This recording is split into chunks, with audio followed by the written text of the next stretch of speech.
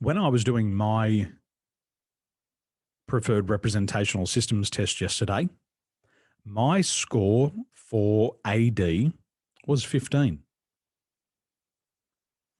My score for kinesthetic was 7. What does that tell you? It tells you that I have a preferred representational system and a least preferred one. When I'm describing my inner world to others, which one do you think I'm going to use the most? The AD, which is the highest score, or the lowest score, which is the K? I'm going to overemphasize it with AD, aren't I?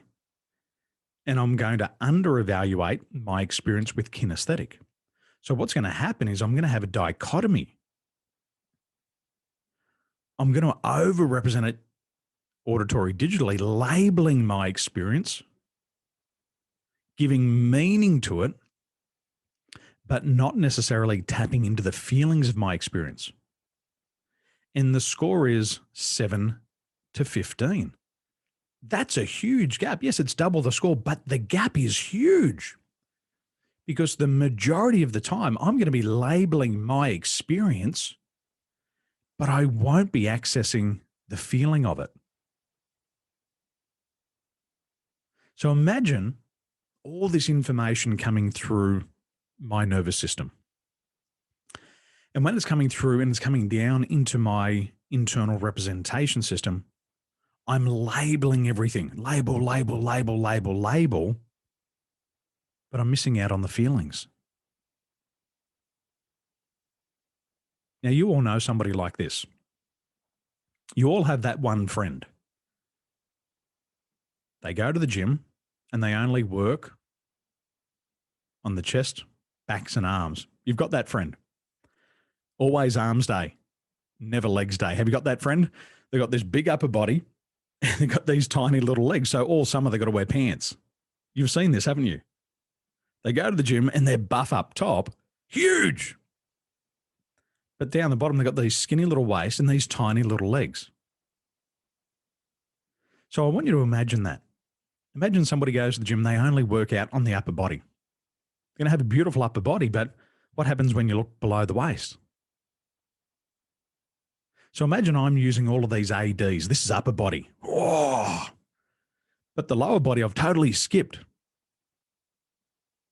What about you? So let's explore your scores once again. Paul, what was your highest score and what was your lowest score? This could be quite good for me. My highest score was 14 and my lowest was 11. Okay. So it means 14, 13, 12, 11. Okay. What was your highest one? Kinesthetic? Kinesthetic, yeah. Kinesthetic. And your lowest one? Auditory. Auditory, digital, or just auditory? Auditory. Okay. So for you, you're going to spend more time with the feelings, the kinesthetics, and less time with the auditory component. Now, it's not a huge difference in score, but over time, it creates a big gap. So here's what happens. We can experience the feelings, but we can miss major parts of what we hear because our system isn't attuned to the sounds. And so what happens when we create these goals, the internal representational system, imagine this like a circle. Imagine you're trying to create this perfect circle, but you get to auditory, now there's a flat spot. Imagine having a flat tire. You know what a flat tire looks like? It looks like it's pumped up at the top, but it's flat at the bottom. And when you drive down the street, it goes.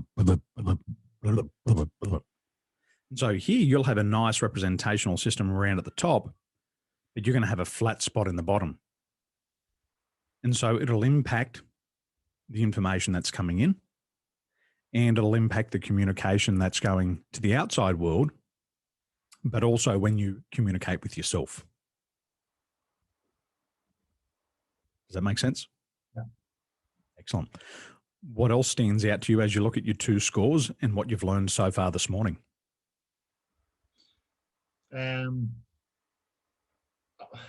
I'm kind of thinking I'm probably in a bit more of a generous space though, compared to maybe where you came from initially, because you have such a big gap between, like, you're really, really strong in one space, which means you can probably really connect with certain people, but you probably have more work to do. So I am probably a little bit closer, just it's just a bit more balance in mine, but it obviously means that I'm probably not as attuned to people who are kinesthetic as some people who would be, let's say, a 20 on kinesthetic and then a 5 or 6 on something else. Excellent. What we do is with the preferred representational systems test, we want to constantly review this, because what happens is through traumatic experiences, what happens is we can then say, I'm going to pay less attention to this. So let's say, for example, and I don't know if this is true or not for me, but I'm just saying, for example, let's say I've had a lot of injury in my life, and we're going to get to this later on. And so I've broken my arm and I've got 4 pins and a plate in there. Now you can imagine the severity of that break. That's a kinesthetic, isn't it? Yeah. I've also had 2 knee reconstructions. So what does that require? It requires 2 years of rehabilitation. It requires 2 major surgeries and a lot of pain. I've also broken other bones, nose, ligaments, all that. So what can happen is the kinesthetics, the feelings in the body, become too intense. So the unconscious mind says, let's shut that down, or let's turn it down so it has less impact on you. Let's shut down those feelings. Imagine taking that knob and turning the intensity all the way down. And so what happens is we can turn down our feelings and pay less attention to them consciously. But unconsciously, it's still there. Yeah. Remember I talked about the story yesterday of the African village. A group come in and they massacred all the men. And so what happened was, it was so traumatic, the women lost access to the sight. There was no damage to the eye, but the brain shut down that visual component so they couldn't remember the traumatic memories. And what happens with the unconscious mind, it will come up with these incredible behaviors so you don't have to pay attention to that if you're not currently in a situation to deal with it. So the trauma's there, get that out of the mind, shut down the visual component of the mind. My score here, perhaps, and this is just a mind read, perhaps there's pain in my body. And maybe I'm not consciously aware of it. And the unconscious mind says, well, let's turn the feelings down now. Let's finish the work year off. And Daniel, when you have a holiday, boom, I'll bring it back up to the surface. Remember I told you about my client. I've lost my vision. I've lost my vision. I've lost my vision. Now, when it came to predicates, he would say, I've lost my vision. I'd lost my vision. I'd lost my vision. Organ language, he couldn't see clearly. He went to the optometrist. The optometrist said, you've got a degenerative eye condition. But he very rarely used visual words. He said, I can't see it.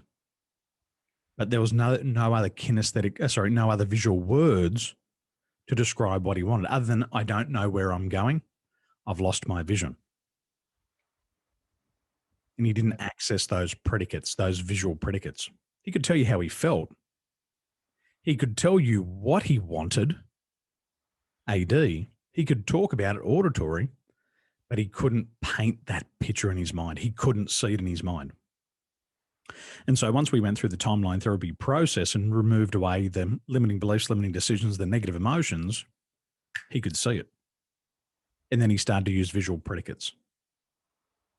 And so when we listen in to the words people use, it tells us what's happening inside of that internal representation. Now imagine, we'll use my score because mine's a bit more of an extreme. Imagine if I've got this high score of 15 AD and low score of 7 on kinesthetic. But I'm trying to create this internal representation to get motivated with an emotional state. It's going to be hard to create that emotional state because the internal representation is limited by the feeling. And how do you feel an emotion? You feel it. You can't see the emotion. You can't hear the emotion. You can label the emotion, but how do you feel it? Kinesthetically. So as we listen to people's language, we take this into consideration.